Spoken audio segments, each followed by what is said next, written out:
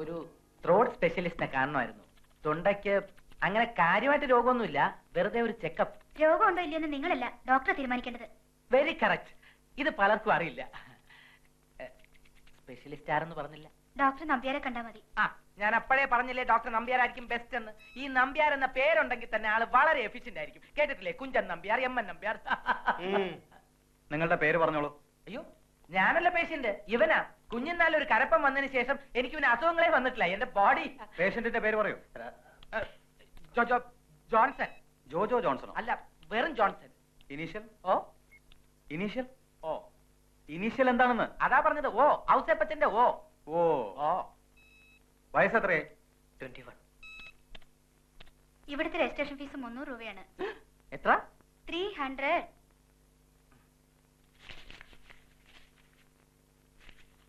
വെറുതെ അല്ല ഇവിടെ വന്നതിന് ശേഷം പലർക്കും ഹാർട്ട് അറ്റാക്ക് വരുന്നത്.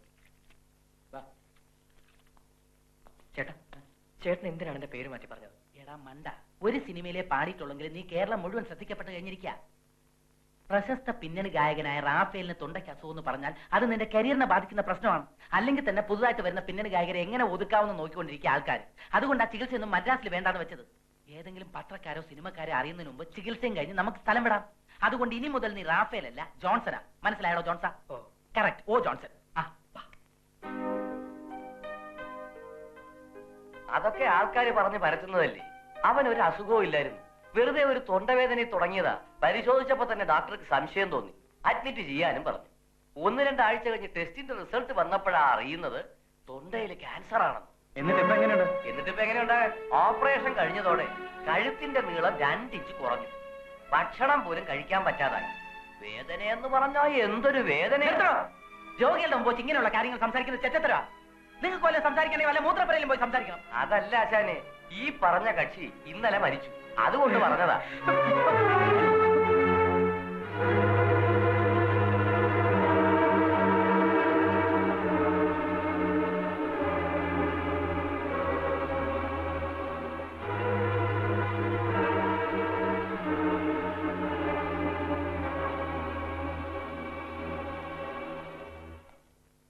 എങ്ങനെയുണ്ട് സിസ്റ്റർ? എന്ത്?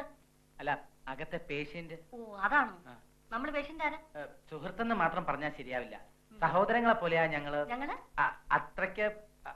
എന്താ പേര്? അടിപൊളി. തല്ലിപ്പൊളിയോ? അല്ലല്ല, അടിപൊളി. ഈ സെഞ്ചുറി ഗാനമേള ട്രൂപ്പില് മാപ്പിള പാട്ടുകളും തമിഴ് പാട്ടുകളും ഒക്കെ പാടുന്ന അടിപൊളി അയ്മുട്ടിയെ കുറിച്ച് കേട്ടിട്ടില്ല? അയ്യോ, ഞാൻ കേട്ടിട്ടില്ല. അത് ഞാനാണ്.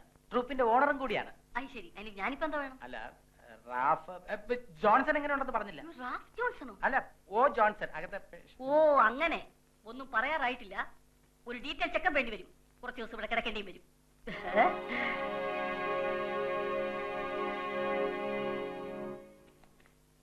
ഇതാണ് റൂം.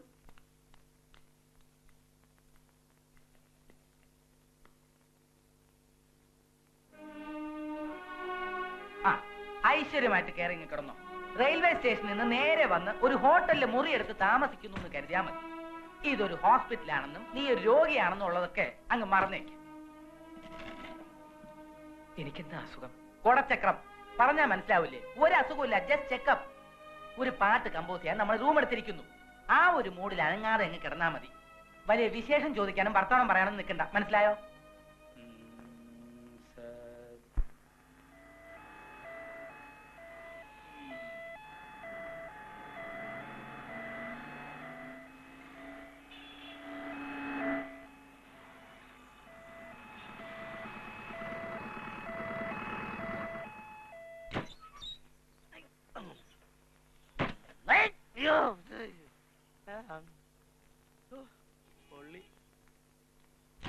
ഗോപാൽജി, ഗോപാൽജി,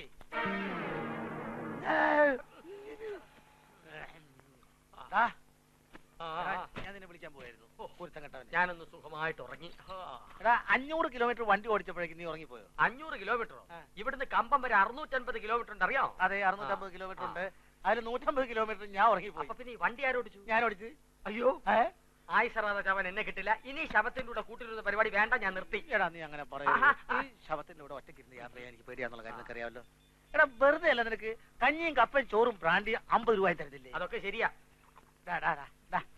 രാവിലെ തന്നെ നീ വൃത്തിയായിട്ടവനെ കുടിക്കല്ലേ, നീ മദ്യം പേസ്റ്റ് ആക്കല്ലേ. എടാ മദ്യം വേസ്റ്റ് ആക്കല്ലേ.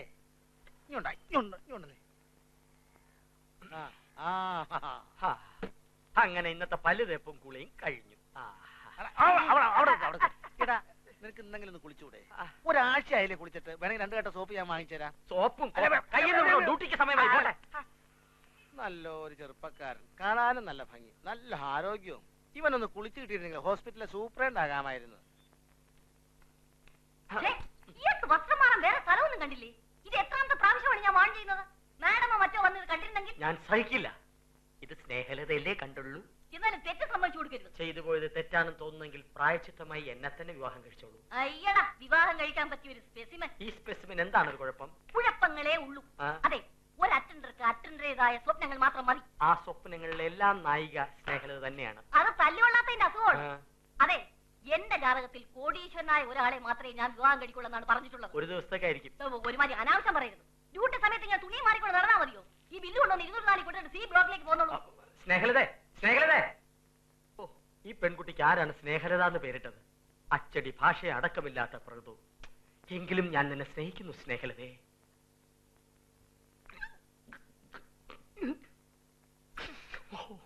ഇപ്പൊ വെടി തീർന്നേനെ. ഓർമ്മശക്തി ഉണ്ടാകാനും ശബ്ദം നന്നാകാനും ഒക്കെ ഓറഞ്ച് നല്ലതാണെന്നാണ് പറയുന്നത്. എന്നാരാ പറഞ്ഞത്? ഇതൊക്കെ ആരെങ്കിലും പറഞ്ഞിട്ട് വേണോ? ചൂടോടെ ഒരെണ്ണം കഴിച്ചു നോക്ക്. ഇതിലൊന്ന് പോയി. ഹലോ ഹലോ എന്ന് വിളിക്കാൻ ടെലിഫോണിൽ സംസാരിക്കാം. സാർ, അത് സാർ എന്ന് വിളിക്കാൻ ഞാൻ തന്നെ പഠിപ്പിച്ചിട്ടുണ്ട്. ചേട്ടാ, ചേട്ടാന്ന് വിളിക്കാൻ ഞാൻ തന്നെ ബന്ധുവാണ്. Bloody fool. അല്ല, എന്നൊക്കെ ഡോക്ടേഴ്സ് അറ്റൻഡേഴ്സിനെ വിളിക്കുന്ന കേൾക്കുമ്പോ എന്റെ മനസ്സ് വല്ലാതെ വിഷമിക്കും. ഞാൻ എന്താ വിളിക്കേണ്ടത്? ഗോപാൽജി. ആ, ഗോപാൽജി. ഈ ECG എന്തിനാ എടുക്കുന്നത്? അസുഖം തൊണ്ടയ്ക്കല്ലേ? തൊണ്ടയും ഹൃദയവും തമ്മിൽ വളരെയധികം ബന്ധമുണ്ട്. ഹൃദയം തകരാറിലായാൽ മൊത്തത്തിലെല്ലാം തകരാറിലാകാം. ECG, scanning, x-ray, culturing, biopsy. ഇനി ഏതെങ്കിലും മെഷീൻ പ്രവർത്തിക്കുന്നുണ്ടെങ്കിൽ ആ ടെസ്റ്റ് കൂടെ എഴുത്. പാവങ്ങൾ എങ്ങനെ കഴുത്തറക്കരുത് കേട്ടോ. പാവങ്ങൾക്ക് വേണ്ടി സർക്കാർ ആശുപത്രിയുണ്ട്. ഇത് സമ്പന്നന്മാർക്ക് വേണ്ടി സമ്പന്നന്മാർ പണിത 5 സ്റ്റാർ ഹോസ്പിറ്റൽ. മാരകമായ രോഗങ്ങൾ കണ്ടുപിടിക്കാൻ ഇതുപോലെ നിരവധി ടെസ്റ്റുകൾ നടത്തേണ്ടി വരും. അഹങ്കാരം ലേശം കുറയ്ക്കണം കേട്ടോ. പേഷ്യന്റ് അല്ല നോക്കത്തില്ല, തനിക്കും ടെസ്റ്റുകൾ എഴുതി തരും. മറ്റേ കല്ല് പൊട്ടിക്കുന്ന ടെസ്റ്റ് അറിയോ? നീ ഇതൊന്നും കേട്ട് പേടിക്കണ്ട. ഈ ടെസ്റ്റുകളൊക്കെ അവരുടെ ഓരോ ബിസിനസ് ട്രിക്കുകളാ. ബില്ല് എത്രയാ? 260. പിന്നെ ഒരു 0 കൂടെ ഉണ്ട്, 2600. അത് കുഴപ്പമില്ല, ഞാൻ മാനേജ് ചെയ്തോളാം. ഇങ്ങനെ വെറുതെ മൂടോട്ടായിട്ടിരിക്കരുതേ. ആ, കുറച്ചു നേരം പാട്ട് കേട്ടോണ്ടിരിക്കും. നീ പാടിയ കാസറ്റ് തന്നെ ഉണ്ട്. ഞാൻ പോയി ബില്ലൊന്ന് അടച്ചിട്ട് വരാം. ഓക്കെ?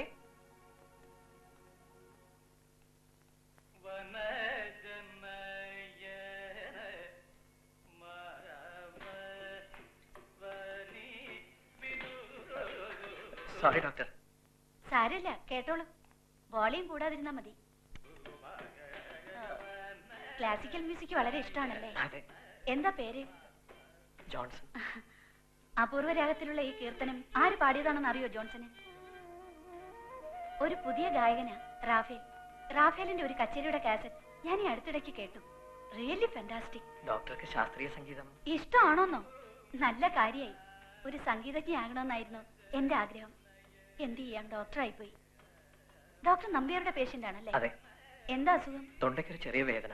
ആ, എന്ത് അസുഖത്തിനും സംഗീതം ഒരു നല്ല മരുന്നാ. Good morning.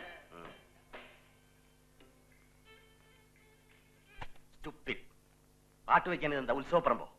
വോളിയം കുറച്ച് വെച്ചോളാൻ ഇപ്പൊ പോയ ഡോക്ടർ പറഞ്ഞു. താൻ ഡോക്ടർ സുബ്ബലക്ഷ്മിയുടെ പേഷ്യന്റ് അല്ല, എന്റെ പേഷ്യന്റ് ആണ്. ഞാൻ പറയുന്നത് അങ്ങ് അനുസരിച്ചാ മതി. മനസ്സിലായോ? നിസ്സാര കാര്യങ്ങൾ പറഞ്ഞ് രണ്ടുപേരും ഇങ്ങനെ ശത്രുക്കളെ പോലെ പെരുമാറാൻ തുടങ്ങിയാൽ എന്ത് ചെയ്യും? ഒരു ഡോക്ടർ പാലിക്കേണ്ട സാമാന്യ മര്യാദ അതുപോലും സുബ്ബലക്ഷ്മി മറക്കുന്നു. ലുക്ക്, തന്റെ ഭാര്യയാണെന്നുള്ള ഒരൊറ്റ കൺസിഡറേഷൻ കൂടെ ഞാനതൊക്കെ സഹിക്കുന്നത്. സ്വന്തം ഹോസ്പിറ്റലാണെന്ന് കരുതി മറ്റുള്ളവരെങ്ങനെ തരം താഴ്ത്തരുത്. നമ്പ്യാരുടെ പേഷ്യന്റ് മുറിയിൽ സുബ്ബലക്ഷ്മിക്ക് എന്താ കാര്യം? ഓ, അപ്പോഴേക്ക് MDയുടെ അടുത്ത് കംപ്ലൈന്റ് എത്തിക്കഴിഞ്ഞോ? മിസ്റ്റർ നമ്പ്യാർ, നിങ്ങളുടെ പേഷ്യന്റിന്റെ മുറിയിൽ ഒരു വിസിറ്റർ എന്ന നിലയിലാണ് ഞാൻ കയറിയത്. അവിടെ വിസിറ്റേഴ്സിനെ നിരോധിച്ചിട്ടൊന്നുമില്ലല്ലോ. ആ റൂമിൽ പാട്ട് വയ്ക്കാൻ എന്തിനു അനുവാദം കൊടുത്തു? ആ വാർഡിൽ പല ഹൃദ്രോഗികളും ഉള്ളതാണ്. അല്പം സംഗീതം കേട്ടതുകൊണ്ട് ആരുടെ ഹൃദയം അങ്ങനെ പൊട്ടിപ്പോകുന്നില്ല. സംഗീതം കൊണ്ട് രോഗങ്ങൾ വരെ മാറ്റാൻ കഴിയുമെന്ന് ആധുനിക വൈദ്യശാസ്ത്രം തെളിയിച്ചിട്ടുണ്ട്. പരീക്ഷണങ്ങളൊക്കെ സ്വന്തം രോഗികളുടെ അടുത്ത് മതി. എന്റെ പേഷ്യന്റ് വെറുതെ വിട്ടേക്കൂ. It's A request. എന്താ ലക്ഷ്മി ഇത്? അയാൾക്ക് കോംപ്ലക്സാ, അല്ലെങ്കിൽ എന്നോടുള്ള ഒരു തരം പ്രൊഫഷണൽ ജലസ്, അത്രേ ഉള്ളൂ. നമ്പ്യാരുടെ സ്വഭാവം നിനക്ക് അറിഞ്ഞൂടെ? കൂടെ പഠിച്ചിരുന്ന ഫ്രണ്ട്സിനെ സ്റ്റാഫാക്കി വെച്ച് എങ്ങനെയൊക്കെ ഇരിക്കും. Okay, leave it. Hello hello, ഞാൻ അയ്മൂട്ടിയാണ്. മമ്മൂട്ടിയോ? മമ്മൂട്ടിയും ചമ്മട്ടിയൊന്നുമില്ല, അയ്മൂട്ടി. സെഞ്ചുറി ഗാനമേള ട്രൂപ്പിന്റെ ഓണർ, അടിപൊളി അയ്മൂട്ടി. ട്രൂപ്പ് വൈകാതെ കൃത്യസമയത്തിന് എത്തിയേക്കണം. വെറുതെ സംഘാടകർക്ക് ടെൻഷൻ ഉണ്ടാക്കരുത്. ചേട്ടാ, ഒരു സാങ്കേതിക പ്രശ്നമുണ്ട്. നാളത്തെ ഗാനമേള ഒരു 2 ആഴ്ചത്തേക്കൊന്ന് മാറ്റി വെക്കണം. വെറുതെ തോന്നിവാസം പറയരുത്. നാടടച്ച് ടിക്കറ്റ് വിറ്റിരിക്കുക. ഞാനൊന്ന് പറഞ്ഞോട്ടെ ഏട്ടാ. റാഫേല് ഒരു ആഫ്രിക്കൻ പര്യടനത്തിന് പോയതാ. ആക്ച്വലി ഇന്നത്തെ ഫ്ലൈറ്റിൽ എത്തേണ്ടതാ. പക്ഷെ ഒരു കുഴപ്പം പറ്റി. അതെ, ഗാനമേളയില് അവൻ AR റഹ്മാന്റെ 1-2 അടിപൊളി പാട്ടുകൾ പാടിയായിരുന്നു. അത് കേട്ടിട്ട് കാട്ടുവർഗക്കാര് അത് അവരുടെ പാട്ടാണെന്ന് പറഞ്ഞ് വീണ്ടും വീണ്ടും അവനെ കൊണ്ട് പാടിച്ചുകൊണ്ടിരിക്കുക. അടുത്ത ആഴ്ച വിടും. അഭ്യാസമൊക്കെ കയ്യിൽ വെച്ചിട്ടേ മതി. നാളെ കൃത്യസമയത്ത് പ്രോഗ്രാം നടത്തിയില്ലെങ്കിൽ നിന്റെ ഒക്കെ കൈ കാലം തല്ലി ഒടിക്കുള്ളൂ.